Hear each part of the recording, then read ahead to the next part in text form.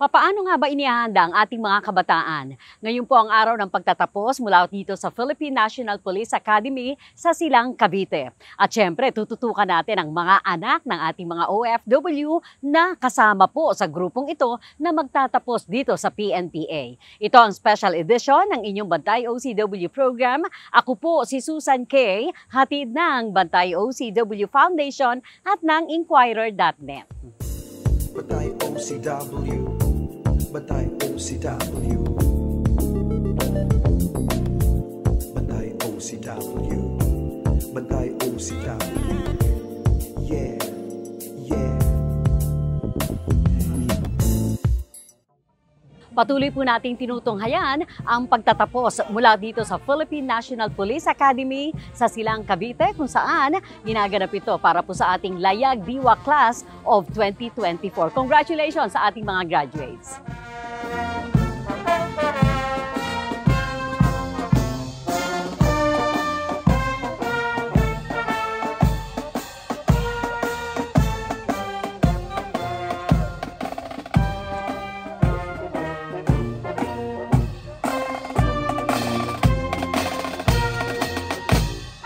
At ito po ang Layag Diwa Batch 2024. Tama ba ako? Yes po, tita. Alright. Kasi po, very special na makakakwentuhan natin ang pamilya Ramirez Lee. Dahil ito pong si Eric Ramirez ay nagtapos ngayong araw na ito dito sa kurso. Mamaya malalaman natin sa PNPA. Bata pa siya, 4 years old pa lamang po siya nang makilala ng ating Bantay OCW program. Kaya gulat na gulat po tayo. Naririto na siya, oh. Eric, yes, natatandaan mo? Of course, kung paano ma'am. tayo nagkita? Yes, ma'am. Grabe. I could remember it like it was still yesterday. Congratulations. Thank you very much, ma'am. Alright, this is Eric, ang ating PNPA graduate.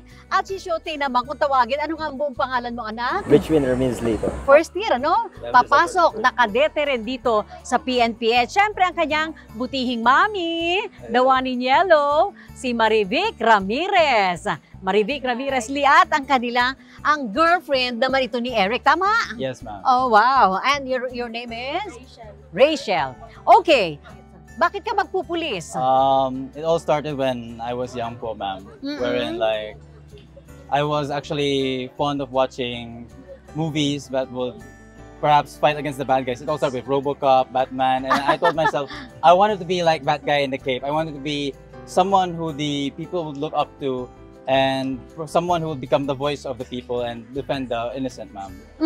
So talagang kinarir mo yun, ginol mo yun, Oh, yes, ma'am. Parang sila po yung naging they became my persona when I was young. But as I grew older, my hunger, my passion for law enforcement and public service, ma'am, fostered even further, ma'am. Ano yung naging inspirasyon mo, Eric? Kasi alam ko ang mami, hindi ba yung kumontra?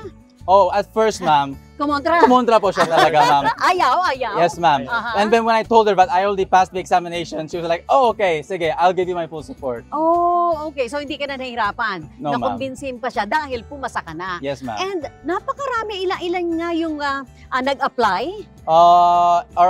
During our time in 2019, around 18,000 applied for PNPA. Okay. And then Ilan ang pumasa lang? 360 Grabe. were able to enter, ma'am. Napakahirap palang pumasok dito. At napakapalad mo. Congratulations, nakasama ka Yes, doon. ma'am. I was just lucky, ma'am. Oo. Ano yung mga challenges mo habang nandito sa academy? Challenges, one of which was the transition, ma'am, from a civilian perspective to a regimented way of living, ma'am. It was hard since we were actually raised in a small and simple home po, ma'am, and then all of a sudden, I entered here in a very militaristic type of upbringing wherein we need to wake up 4 a.m. We would run 10 rounds, 15 rounds around the oval. It was hard at first, pero I know that the said transition was actually just for the betterment of each and every single one of us here inside the academy, ma'am, to mold us into the better and the refined versions of ourselves, ma'am. Military discipline ka rin naman kay mami, di ba? Higpit-higpit niyan? Oh, yes, ma'am. Ayaw pa nga niya mag-girlfriend ko mami back in O the day. ayaw pa. kahit Ayaw. yung pag-girlfriend namin sa girlfriend ko, take life din, ma'am. O talaga? Yes, ma'am. Okay, paano mo binuno at talagang nakatapos ka ngayon sa loob ng 4 years? Yes, ma'am. Anong kurso ang tinapos mo dito sa PNPA? The course inside here in the Philippine National Police Academy is Bachelor of Science in Public Safety. Okay. Wherein all of the graduates, if they finish the said program, will be immediately appointed as police lieutenants in the Philippine National Police, ma'am. So ngayon, tenyente ka na. Yes, Dapat ang ma'am. tawag ko sa iyo, Tenyente Eric Ramirez Lee. Yes, ma'am. Okay. Pagkatapos nito, may mga assignment na kayo, hindi ba? May mga chosen assignment kayo? Yes, ma'am. Anong napili mo? For now, we were instructed to report to Krame for a month since we will be having orientations and we will be having other files and paperwork needed to process. And however, for our unit assignment, there was a unit that came to the Philippine National Police Academy and they said that they were open for the graduates of 2024 and that unit was the Special Action Force po, ma'am. Anong nakikita mong contribution na ibibigay ng grupo ninyo itong Layag Diwa Batch 2024 sa Philippine National Police? I could say, ma'am, that our class is very indeed unique because our class was able to bring the Philippine National Police to the international standards, ma'am. We have cadets who were able to compete in Korea. We have cadets who were able to go to Atlanta, USA, ma'am. We have cadets who were able to go to Albania, ma'am. Like the class of 2024 was able to do one of the few things rather, that the other classes could not do, since we were able to send our very own classmates abroad to represent not only the Philippine National Police Academy as a whole, but the Philippines, ma'am. Wow, congratulations. So, anong message mo sa mga gusto rin na maabot ang katulad ng naabot ngayon ni Teniente Eric Ramirez Lee na magsisimula ka ngayon sa iyong karerang tatahakin? To the aspiring cadets po, to the youth out there who wants to be a member of the Long Maroon Line, please do not be shy. Head on over to the Philippine National Police Academy website, pnpa.edu.ph. Click on the application, apply now while you still can. And after taking the Philippine National Police Academy cadet admission test, who knows, you might be one of us soon who will be part of the Long Maroon Line and become commissioned officers in the Philippine National Police. Alam mo ba ang number 1 fan mo ay walang iba, kundi ang iyong mami? Dito ka nga muna, mami. Oh my gosh. Anong message mo kay mami? Alam ko na talagang iginapang ka ni Oh, yes. Mami Marivic. Actually, ma'am, everything that I am today, I owe it all to her, ma'am. I will not be where I am. I will not be standing here, right now, ma'am, without her sacrifices, ma'am. Oh. With that said, ma'am, I love her with all my heart, ma'am. Oh, wow. Oh. Ang reaction, mami? Well, Kuya, good luck on your next journey. I know, in life, anything happens twice. In dreams and in reality. You're living the dream and now reality to become a PLT. That's all.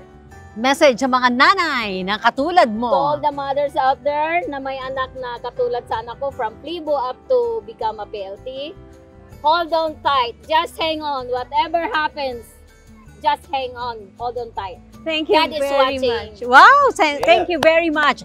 Si Marivic po ang kanyang mother at syempre si Teniente Police Lieutenant Eric Ramirez Lee ang ating nakakwentuhan ngayon. At ang future na Teniente ng pamilya Lee, pamilya Ramirez, si Richwin. Lee. Okay. Rich na winner. Rich na winner pa. Pambihira. Saan mo naman nakuha pangalan yan? Secret. Rich na win pa. Oo. At ang kilala ko kasi yan, Shote eh.